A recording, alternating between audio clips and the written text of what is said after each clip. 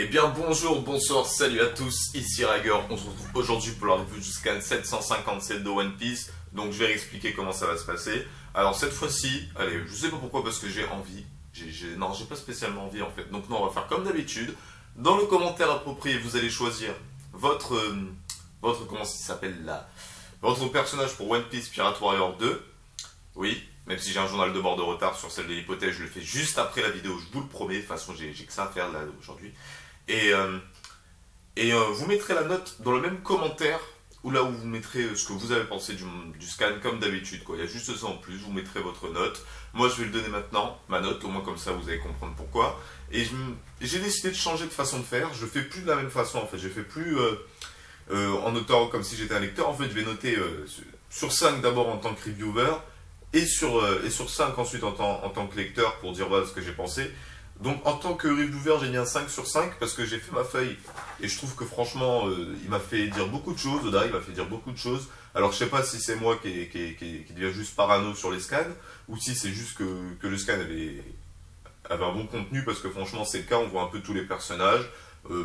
On peut faire un peu, on peut parler un peu de tout, même de la mini-aventure de Jinbei. Donc c'est pour ça quand même. Et ensuite, je mets en tant que lecteur, j'ai mis un 3 sur 5 parce que spécialement, j'ai pas spécialement kiffé en fait. J'ai pas spécialement kiffé.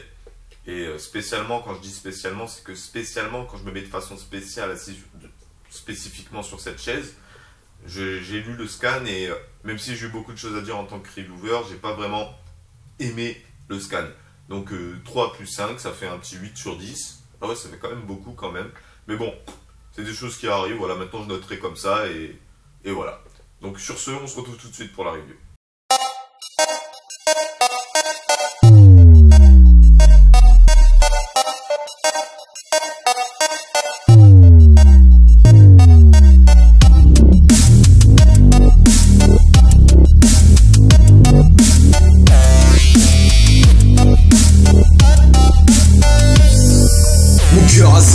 Que la raison ne connaît pas. Ici je parle pas d'amour mais seulement de désespoir. Qu'importe ce que...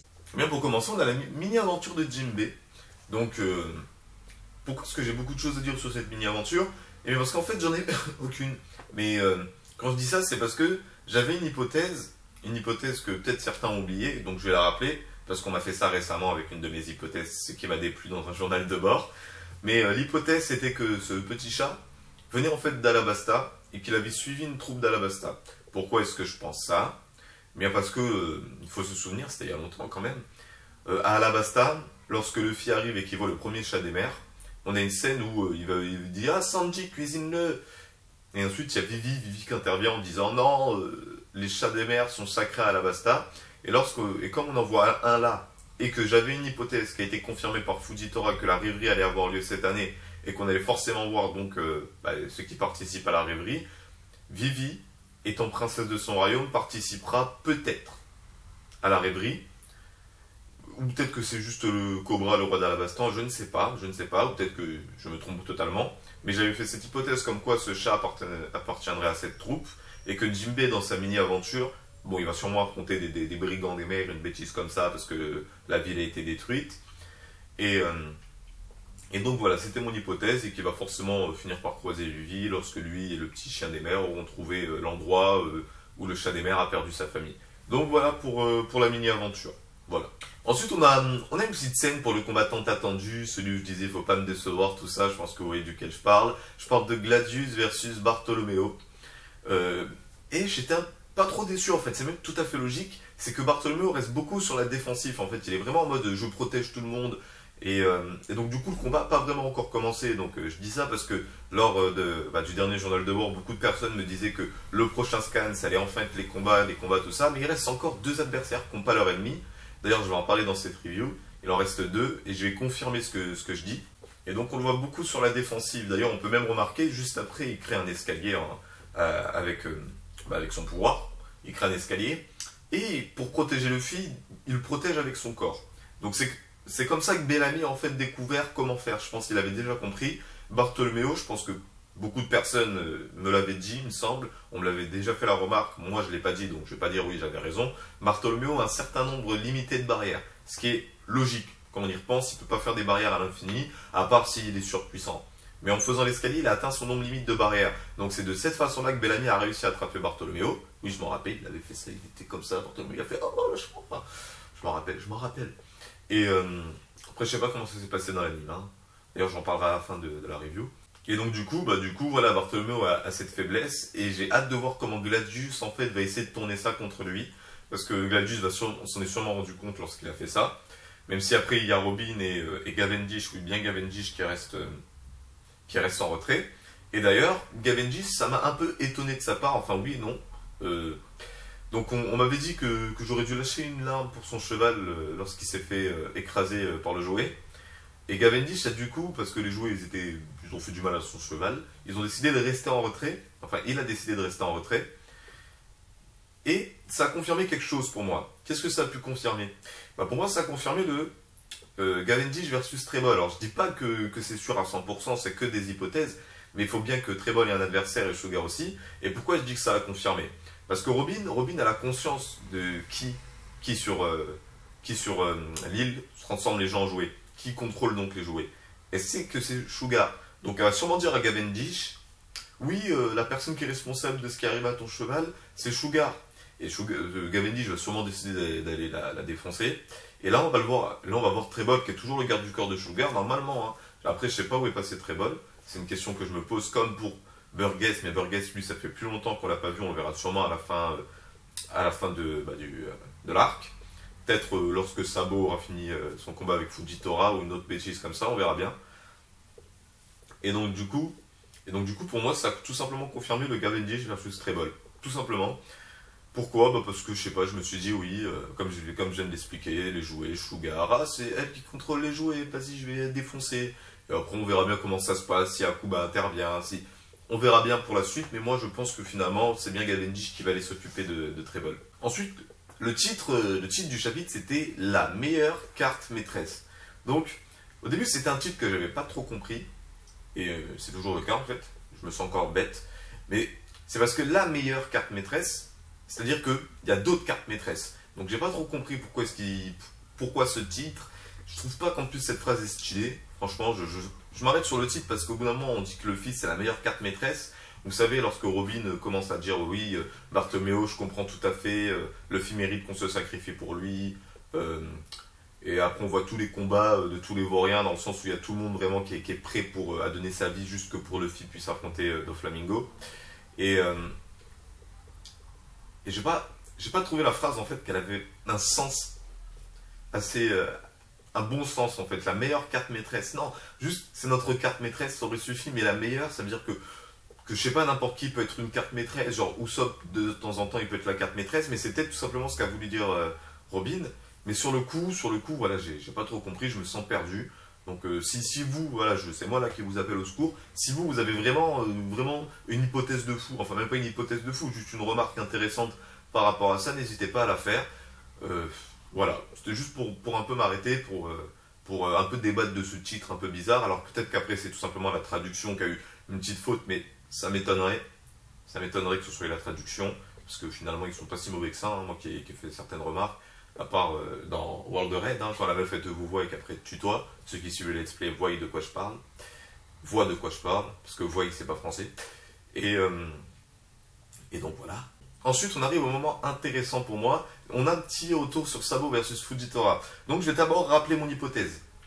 Parce que lors du journal de bord, quelqu'un avait fait la même hypothèse que moi en me disant oui j'ai une hypothèse. Ce qui m'a un peu vexé, parce que c'était mon hypothèse, je l'ai fait il y a longtemps, et ça m'a vexé dans le sens où je l'ai dit, les gens ils m'ont pas écouté, ils m'ont dit non tu te trompes, moi je suis pas d'accord avec toi, blablabla. J'ai dû, allez, il n'y a pas de grand monde qui a été d'accord avec moi, il y en a forcément un ou deux qui ont été d'accord, mais on m'a dit ouais tu te trompes, c'est pas ci, c'est pas ça. Là. Ce qui m'a vexé, c'est pas le fait qu'on me dise tu te trompes, hein. Loin de là, c'est le fait qu'au bout d'un moment, avec tous ces gens qui me disent tu te trompes, il y a quelqu'un qui vient en me disant j'ai une hypothèse et qui refait la même que la mienne, exactement la même. Et sur le coup, ça m'a vexé, franchement. Je me suis dit, oh, on dit mon hypothèse est mauvaise, et après quelqu'un il me fait la même hypothèse. C'est pas bien, c'est pas bien. Donc du coup, je vais la rappeler. Mais sinon, il y a une vidéo. Je pense tout simplement que c'est pas Fujitora qui a mangé le fruit du démon, mais c'est son épée. Voilà mon hypothèse. Après, plus de détails dans la vidéo qui est une nouvelle amirale, Fujitora, il y a ce issue, je sais plus trop quoi. Je mettrai sûrement un lien dans la description. Là, il y a un peu plus d'indices, il y a même ce que je pense de son passé. Et pourquoi est-ce que je rappelle cette hypothèse? Eh bien parce que dans cet arc, enfin dans ce chapitre, Fujitora utilise une attaque, il dit épée de gravité, tigre farouche. En japonais, ou non, ou même pas, c'est même pas en japonais, c'est Gravity Tou, Ferocious Tiger. Ferocious Tiger, je crois qu'il dit. Et donc du coup ça peut un peu plus confirmer. Mais cette hypothèse, en fait, elle est... Je peux la mettre en mode... ouais, pas vraiment, parce que on m'a fait une remarque, on m'a dit que Barbe Blanche il avait lui aussi une arme, qu'il avait mangé le fruit du séisme, on va dire, de la vie, enfin du tremblement, j'ai oublié le nom japonais, mais j'oublie toujours les noms japonais des fruits.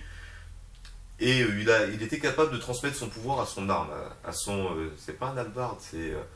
en plus j'avais appris le nom, mais bon, à sa lance, on va dire que c'est sa lance. On va dire à sa lance, mais c'est pas une lance. Hein. Et donc du coup, je remets en question cette hypothèse parce que Fujitora pourrait faire la même chose. Mais la différence, c'est que Fujitora, c'est vraiment exclusivement avec son épée qui se sert de son pouvoir. Et donc, on aura plus tard les réponses, mais voilà, j'ai juste rappelé mon hypothèse. Ensuite, le combat Sabo versus Fuji. Plus concrètement, j'ai hâte de le voir en anime, voilà, je vous mens pas, j'ai hâte de le voir en anime, mais j'espère surtout que l'anime va pas me décevoir parce que avec ces deux personnages-là et même avec tous les combats, ils sont obligés de faire des combats magnifiques, tout ça, et j'ai peur en fait que leur combat soit pas aussi bon que mes attentes, parce que là je m'entends quand même un combat des niveaux de Bleach, même si c'est pas un manga que j'aime bien. Quand je dis des niveaux de Bleach, c'est que la mise en scène des combats dans Bleach est juste excellente. Je pourrais dire autant de fois que je veux que j'aime pas le manga. Les combats sont juste magnifiques et j'aimerais vraiment avoir juste pendant cet arc-là, vu que étant donné que ça fait longtemps qu'on n'a pas eu des combats serrés, des combats avec un vrai niveau pour tout le monde, avec un bon adversaire, tout ça, j'ai vraiment envie de voir des beaux combats. En scan, je pense qu'ils seront pas mal, mais j'espère qu'en anime, ils seront magnifiques. Donc voilà, c'était juste Sabo versus Fujitora, c'est vraiment là pour confirmer. Et je tiens encore à faire une remarque, Sabo il kiffe vraiment se battre, donc je pense qu'il a vraiment un petit côté sadique au fond de lui. On aura sûrement des confirmations un peu plus tard. Ensuite, on arrive au point qui m'a déçu dans ce scan. Je pense que tout le monde est d'accord avec moi pour dire ça. Et c'est peut-être pour ça que je devrais pas mettre un 8 sur 10, mais Rebecca... Non, j'aurais dû... Non, je mets un 7 sur 10. Bon, on verra. Non, on reste sur le 8 sur 10, c'est ce que j'ai dit, voilà. Rebecca, je pensais pas, en fait, que face à la personne qui a tué sa maman, je pensais pas qu'elle allait essayer de s'enfuir. Franchement, je ne pensais pas. Je pensais qu'elle allait au moins essayer de faire quelque chose. Au moins, essayer de donner un coup d'épée, se faire capturer, enfin se faire attraper, se faire défoncer peut-être, mais qu'elle allait au moins essayer je sais pas moi, de le blesser. Donc moi j'ai vu cette scène, alors qu'en plus la symbolique était juste magnifique, avec Diamante dans le champ de tournesol, Rebecca qui arrive comme ça, l'image était très belle, mais ce qui ensuite est arrivé avec Rebecca m'a déçu. Ça m'a déçu tout simplement, donc tous ceux qui me disent que c'est elle pour le prochain Nagama, j'espère que non. Voilà, là avec ça, j'espère que non. S'il faudrait une fille, je préférerais plus pour Violette. Viol. Mais non, Viol c'est dans Tower of God. Dédicace à toi, la personne qui m'a fait découvrir. J'ai oublié ton nom, enfin j'hésite parce que je crois que c'est Yamato Yamada, il me semble. On verra bien, mais je me trompe complètement, c'est ma faute. Et donc voilà, elle m'a déçu. Et ensuite, ce qui se passe avec Kiros, je pense que ça a tout simplement surpris personne. Ça m'a tout simplement surpris personne. D'ailleurs, je me souviens plus ce que j'avais dit exactement pour Kiros.